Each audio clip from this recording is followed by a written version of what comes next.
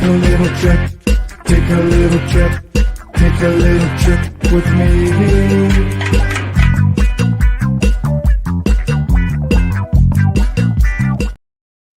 Hi, my name's Nate Johnson, and I'm the founder and CEO of GLCS, and this is Driving Forward Tuesday Trip.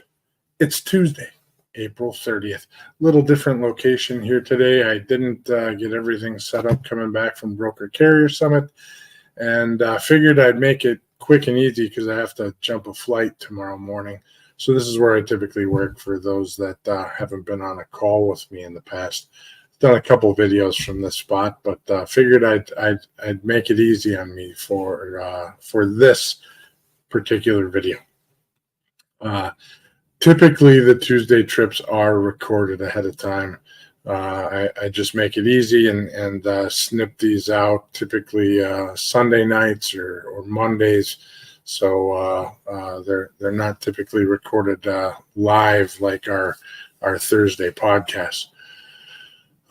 Before jumping into today's topic, I wanted to talk a little bit, or before jumping into the FMCSA information that I wanted to talk about today. I think there's a lot of stuff that happened last week, but I wanted to touch on the FMCSA information. But before I jump into that, I wanted to talk about fraud. That's largely what the FMCSA information this week is touching base on. But let's talk generally about fraud. And at Broker Carrier Summit last week, largely the fraud topics, and we're going to probably see my dog roam around here in a little bit. So, but we largely were the large topic about fraud and something that everyone spoke about was email addresses, and email addresses both from brokers and from carriers. And if you have an email address that ends with gmail.com or outlook.com or some generic ending, I strongly recommend that you go out and buy a domain and get your email set up appropriately.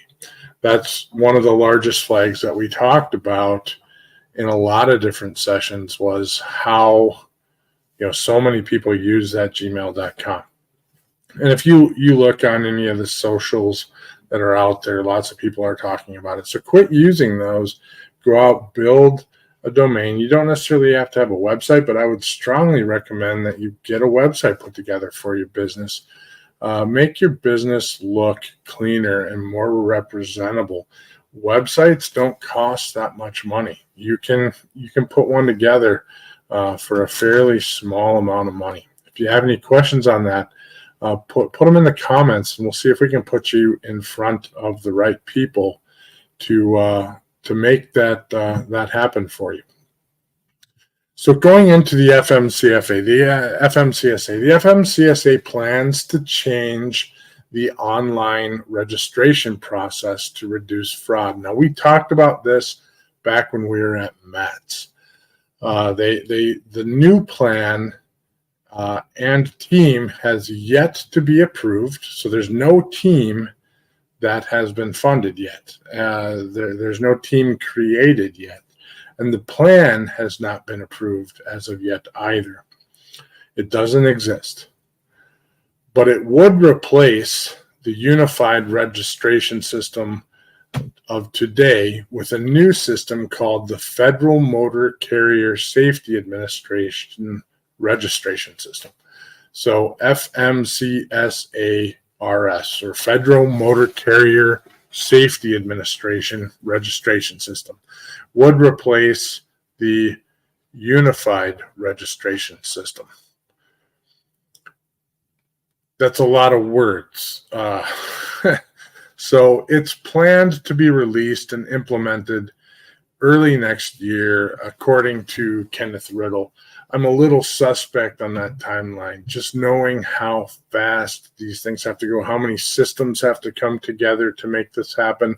The fact that no one exists today in any of these roles, no one's been hired yet, that's fast. So we'll see how that works. The FMCSA has also moved to multi-factor authentication for all IT systems that are accessed by the public. This was announced on April 24th. The new solution will include fraud reduction features. It will be more intuitive. It will have quality real-time data. It'll use smart logic and edit checks. It will consolidate most of the forms in the current system as well. So once again, I have a large concern around their timeline. I don't believe they can't do it, but I just have a large concern around the timeline being able to implement this by early next year. It's already May, and there's not a staff here to build this out. So unless there's something that they're not saying, I just don't see how this is going to be able to be produced appropriately. Or I'm not understanding the timeline entirely at this point. Once again, unified registration system is being replaced with a new system, or is proposed to be replaced by a new system called the Federal Motor Carrier Safety Administration Registration System. This information was all brought forth by Kenneth Riddle with the FMCSA.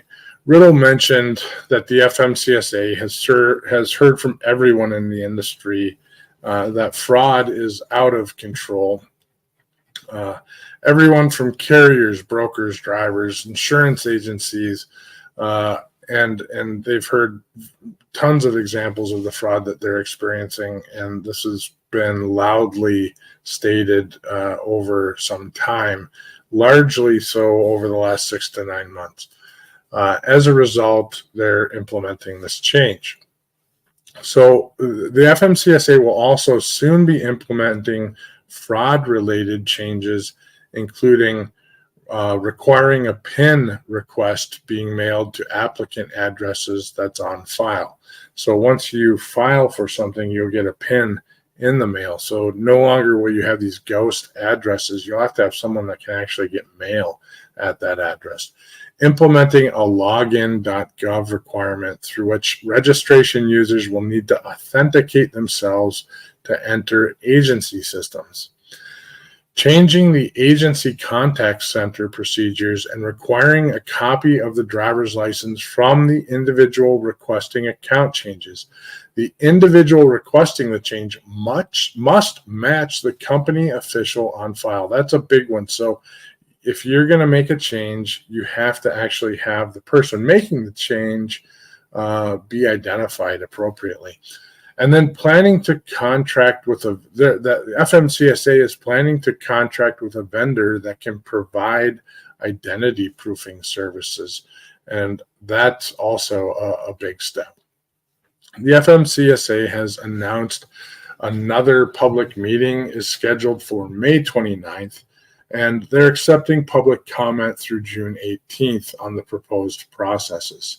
So once again, these are all great things. I think that having the FMCSA announce that fraud is a problem, they're going to tackle some of these problems. The timeline is the only thing that I think is suspect. And is it too little, too late? That's I think the big question. I think that we're all questioning at this point. How fast can you go? I don't think you can go fast enough here. But we all know what happens when you try to go too fast. How wrong can you get it in the beginning? So certainly interested in your comments. Throw them all out there. Would love to have a debate on this. I'm certainly not an expert on this, but I'm knee deep in it with many of our customers, and we have lots of discussions around fraud and the technology that it takes to support it. So with that being said, this Thursday at 1 o'clock, we have a GLCS panel continuing our panel from last time. The panel is around front office technologies and how they can work for you. So Thursday at 1:00 p.m., we have 5 people on from GLCS. There was a request to be a little bit more transparent. Actually, there was a lot of requests to be a little bit more transparent with the technologies that we're talking about. So we're going to name some of those technologies this time and talk about them. So this time, last time we got through the asset-based technologies. This time we're talking about non-asset-based technologies. And front office goes through what we call demand signals, so the orders coming into the office, all the way through paperwork capture. So, how the paperwork's getting back into the office. So we're looking at, once again, demand signal, how we're dispatching orders to, in this case, carriers, how we're determining which carrier to use, and how we're tracking and tracing those orders along the way. So should be an interesting discussion on Thursday at 1:00 p.m. So with that all being said, stay curious, stay informed, and keep pushing the boundaries of what's possible. Until next time, drive forward with purpose and innovation. Thanks for watching.